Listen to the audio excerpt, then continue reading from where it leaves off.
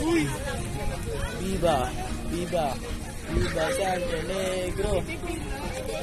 Butin mo yung ano to. Sana paikot mo yung ano.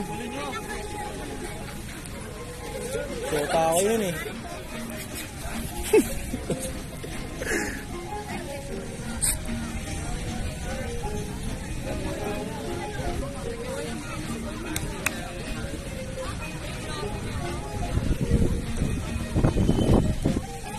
Smooth.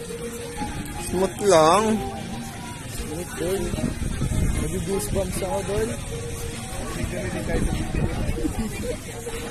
Tunay. Ba't doon binubuhat si Lawrence eh? Viva Santo Negro! Viva! Viva! Viva Santo Negro! Iba rinig ko nung una.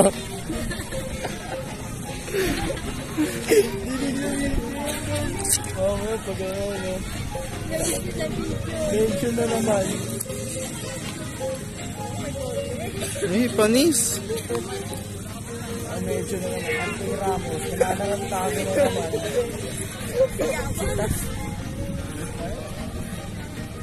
Bumama mo pagkakas na naman. Siga ba naman? Hey!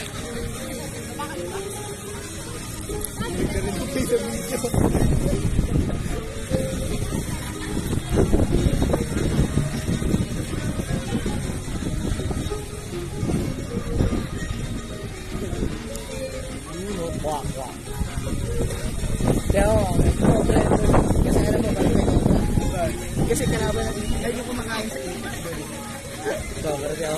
Covered doon. Covered doon. Eh, Fury lang, Fury.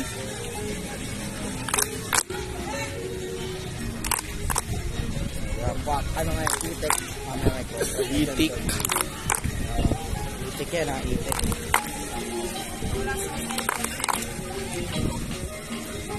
Ayan, center na.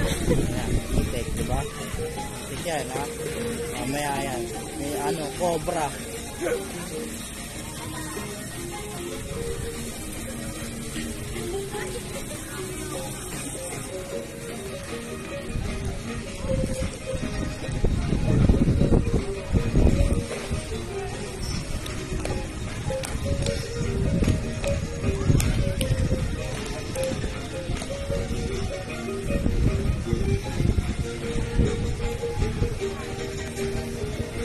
Good job guys.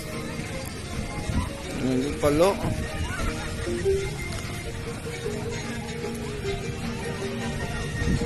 Oh, lilipad na to.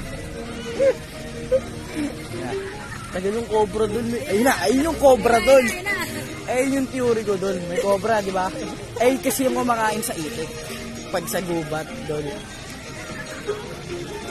Itik ulit yan, dun. Masyadong malayo tayo nandito. Kaya nasa side na dun. Grabe gumawa na. Pwede na maging scriptwriter. Theory lang. Pwede na maging author. Yan, ano kasi yan, kaya cobra yan, kasi ano yung kumakain sa itik. Ganyan. Tutok lang yung itik. Yan, ano yan. Paano si itik na tumakas sa cobra? Oo, tumatakbo yung itik dyan ngayon. O ngayon, nakakuha siya ng kasama, pumupunta na ulit. Storyline pala. Umiikot sila sa puno niya. Kung inang yun ang puto. Ano? Umiikot niya sa puno. Ayun, lumalayo ulit. Eto na lang sila yun. Ayan.